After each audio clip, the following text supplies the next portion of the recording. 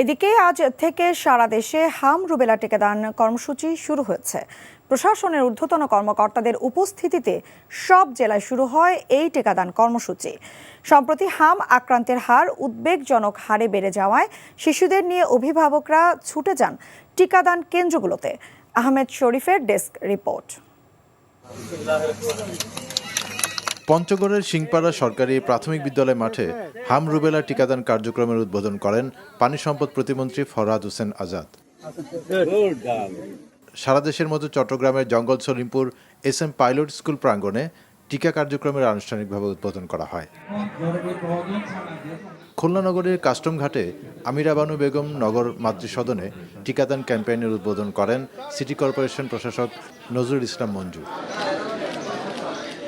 আর রাজশাহী নগর স্বাস্থ্যকেন্দ্রে টিকাদান কার্যক্রমের উদ্বোধন করেন সিটি কর্পোরেশনের প্রশাসক মাহফুজুর রহমান রিটন।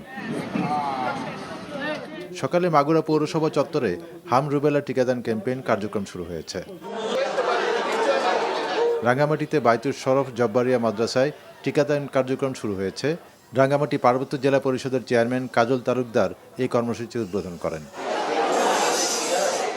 এছাড়া ময়মনসিংহ, গাজীপুর, রাজবাড়ী, চাঁদপুর, ফেনী, সাতক্ষীরা, কুমিল্লা, জামালপুর, মৌলভীবাজার, কুষ্টিয়া, হবিগঞ্জ সহ অন্য সব জেলাতেও শুরু হয়েছে হাম রুবেলা টিকাদান কার্যক্রম।